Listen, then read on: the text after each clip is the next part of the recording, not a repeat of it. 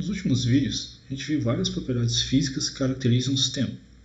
Nesse vídeo, a gente vai ver uma classe substância que tem uma relação bem simples das propriedades físicas, que são os gases ideais.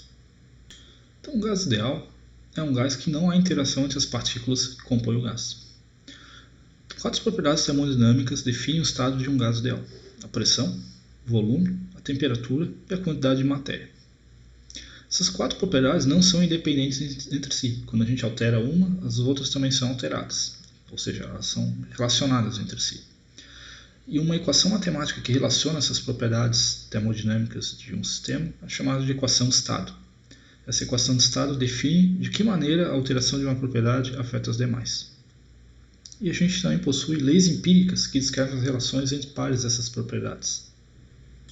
Por exemplo, para um gás ideal, cientistas exploraram as relações entre a pressão de um gás e sua temperatura, volume e quantidade de matéria, mantendo duas das quatro variáveis fixas e medindo as relações entre as outras duas variáveis. Então, das quatro, duas ficam fixas e se estuda a relação entre as outras duas. Então, a gente tem três relações importantes aqui para os gases ideais. A gente tem a lei de Boyle, que relaciona a pressão com o volume, mantendo a temperatura e a quantidade de substância fixas. A gente tem a lei de Charles, que relaciona o volume com a temperatura, mantendo a pressão e a quantidade de substância fixos. E a gente tem a hipótese de Avogadro, que relaciona o volume e a quantidade de substância, mantendo a pressão e a temperatura fixos. Então agora a gente vai ver rapidamente essas três leis empíricas aqui, a lei de Boyle, a lei de Charles e a hipótese de Avogadro. Depois ver a equação de estado que governa o comportamento dessa classe, que é a equação dos gases ideais. Então a primeira dessas leis empíricas do gás ideal que a gente vai ver é a lei de Boyle, que relaciona a pressão e o volume.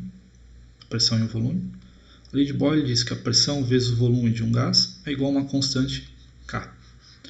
Ou seja, a pressão é inversamente proporcional ao volume. Aqui, sendo K uma constante, e mantendo o número de mols e a temperatura fixos. Essas duas variáveis são inversamente proporcionais, significa que se eu aumento o volume, a pressão diminui. Né? E da mesma forma, se eu diminuir o volume, a pressão aumenta. Então, a gente tem essa relação que a pressão é inversamente proporcional ao volume. Essa é a lei de Boyle. E essa relação é válida para gases ideais. Né? Se a gente pegar qualquer outra classe de substância, se pegar, por exemplo, um sólido ou um líquido ou até um gás real, essa relação já não é mais válida. Tá? Ela só é válida para gases ideais. A segunda lei é a lei de Charles, que relaciona o volume com a temperatura. A lei de Charles diz que o volume é igual a uma constante A mais B vezes a temperatura. Aqui a forma, em geral, não interessa muito. Tá? O que interessa é que o volume é diretamente proporcional à temperatura. Isso mantendo, claro, a pressão e a quantidade de substância fixos. Então, isso significa que se aumentar a temperatura, eu aumento o volume. Tá? E essa é a relação que interessa, que vocês têm que saber. Tá? Aqui na lei de Boyle, que se eu aumentar o volume, eu diminuo a pressão, mantendo a temperatura fixa. Aqui, se eu manter a pressão fixa, se eu aumentar a temperatura, eu vou aumentar o volume. Tá? Isso aqui vocês podem observar, por exemplo, se pegar um balão e encher de água, de ar, quer dizer, né? Se você assoprar e encher um balão de festa mesmo, colocar no freezer, vocês vão ver que o volume dele vai diminuir. Tá? Porque a temperatura vai cair, então o volume vai cair. Isso é um experimento bem simples de se fazer, que vocês veem a lei de Charles em ação. Tá? E por último, a gente tem a hipótese de Avogadro, que na verdade não é uma lei, né? Não é uma lei empírica, não é algo provável no laboratório, é uma hipótese, é uma ideia, que diz que o volume de um gás é proporcional à quantidade de substância. Então, quando aumenta a quantidade de substância, aumenta o volume do gás. Também deve fazer um paralelo aí com um balão. Né? Se a gente pega um balão de festa e se a gente for assoprar, assoprando, o volume vai aumentando. Né? À medida que a gente assopra, a gente está jogando mais partículas ali dentro do balão, né? Jogando mais N2, O2, etc. E a gente aumenta o volume do balão. É claro, também né, tem essa restrição, a gente mantém a pressão e a temperatura fixos. Sempre a gente varia duas variáveis e mantém outras duas fixas. Então essas são essas três leis, né? A lei de Boyle, a lei de Charles, a hipótese de Avogadro E essas três relações culminam numa equação de estado, que é bem famosa, que é a equação dos gases ideais.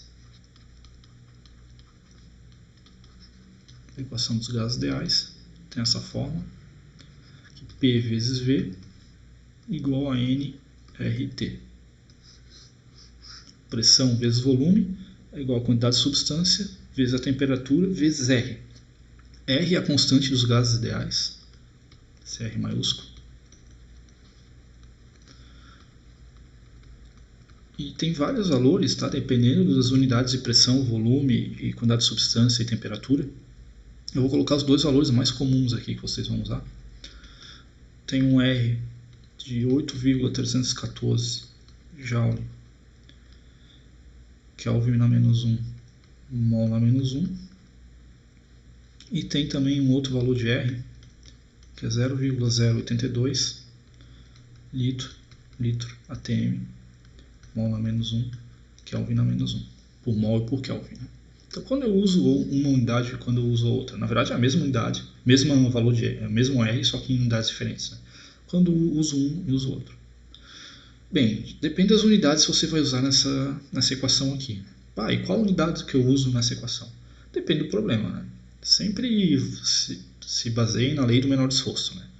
Por exemplo, esse valor de R aqui, 8,314, é quando a pressão é dada em Pascal, quando você usa a pressão em Pascal nessa equação, quando usa o volume em metro cúbico. Então, se você tem um enunciado, uma questão que deu a pressão em Pascal e o volume em metro cúbico, você usa esse valor de R, né, para não precisar converter nada. Já esse valor de R aqui é quando a pressão está em unidade de ATM, quando o volume está em unidade de litros. Então, se o enunciado dá o volume em litro, é melhor usar esse valor de R aqui, né? O volume em litro e a pressão em ATM, por exemplo, para não precisar converter para Pascal em metro cúbico e usar esse valor de R aqui. Então, o valor de R depende das unidades que você quer usar. Né? Eu recomendo usar esses dois aqui, dependendo da situação. Nesse caso, 8,314, quando a pressão é em Pascal e o volume em metro cúbico, e esse valor de 0,082 litro ATM mol Kelvin, quando a pressão em ATM e volume em litro. Percebam que aqui a quantidade de substância, o N, é sempre em unidade de mol e a temperatura sempre em Kelvin. Tá? A fonte de erro comum aí também. Bem, se você quiser, por exemplo, eu quero sempre usar esse valor de 8,314. Beleza, não tem problema. Só que daí você sempre vai ter que usar a pressão em Pascal e o volume em metro cúbico. Então você precisa converter, né, se for dado outras unidades que não essas. Então, vamos resolver rapidamente um exemplo na lei dos gases ideais. Um exemplo do livro do Cassian, do Físico-Química, que diz o seguinte: um mol de um gás ideal ocupa 12 litros a 25 graus Celsius. Qual a pressão do gás? Então, a primeira coisa que a gente tem que fazer é anotar as variáveis que o problema dá. Né? A gente tem 1 mol de gás, então N é igual a 1 mol. A gente tem um volume de 12 litros. A gente tem a temperatura de 25 graus Celsius, que eu já vou somar 273 para dar a temperatura em Kelvin, de 298 Kelvin. 298,15, tá? Mas esse 0,15 aí não vai fazer diferença nenhuma. Então, qual a pressão do gás? Bem, percebam que ele deu o volume em litro, né? E a pressão aqui depende da unidade. A gente pode calcular a pressão em qualquer unidade que a gente quiser. Como o volume já foi em litro, para a gente não precisar converter o volume, eu vou usar o R de 0,082 litro ATM por mol por Kelvin. Então vamos resolver a questão. PV é igual a nRT. Então a gente quer saber a pressão. O volume é 12 litros. O número de mols é 1 mol. O R é 0,082 litro ATM por mol por Kelvin. E a temperatura é 298 Kelvin.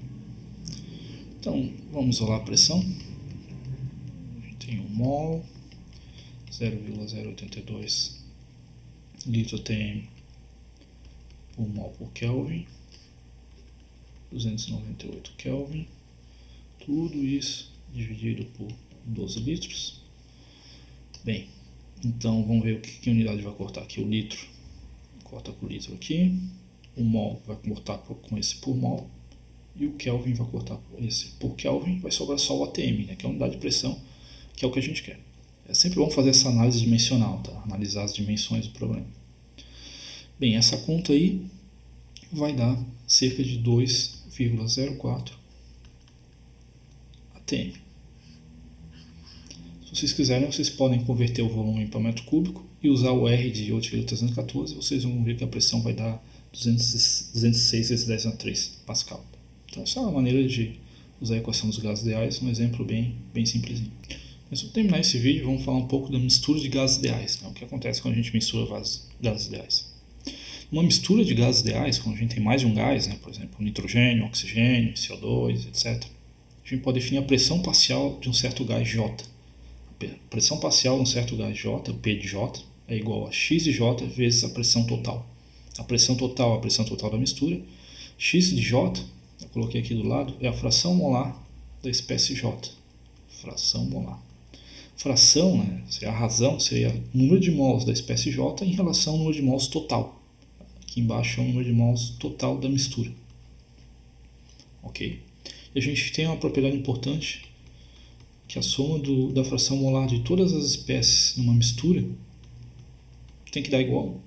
Tá? Então a fração molar sempre é menor que 1 para uma mistura.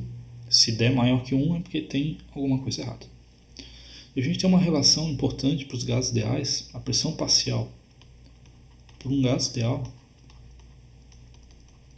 estou chamando aqui de gás ideal de GI, é dado da seguinte maneira: P de J é igual a NJ RT sobre V. Isso aqui é só para gases ideais. Essa equação aqui é válida para qualquer tipo de gás. Essa aqui é válida só para gases ideais. Ou seja, para um gás ideal, a gente tem uma equação dos gases só para o gás. Né? Ele tem uma mistura, cada gás tem uma equação dos gases ideais para chamar de sua. Aqui o NJ é o número de mols, ou a quantidade de substância do gás J, e aqui a pressão parcial do gás J. O volume é o volume total da mistura do recipiente. O R é o R, né, uma constante dos gases, é aquele mesmo valor, e a temperatura é a temperatura total da mistura. Né? O que varia para cada gás seria a pressão parcial e o número de mols dele. Por uma mistura de gases ideais, né, cada gás age como se fosse independente, né, dos outros, como se não chegasse nenhum outro. Né? Que faz sentido, né, porque um gás ideal é definido como um gás que não tem interação entre as partículas. Então não importa se eu tenho nitrogênio, ou nitrogênio com oxigênio, ou nitrogênio com CO2, os gases não interagem mesmo, então não interessa quem está dentro do recipiente. Né? Então numa mistura de gás ideal, cada gás é descrito por uma equação do gás ideal, né? E os gases atuam independente entre si. Bem, esses são os gases ideais. É bom vocês dominarem a equação PV igual a NRT, que a gente vai usar ela para várias aplicações mais para frente.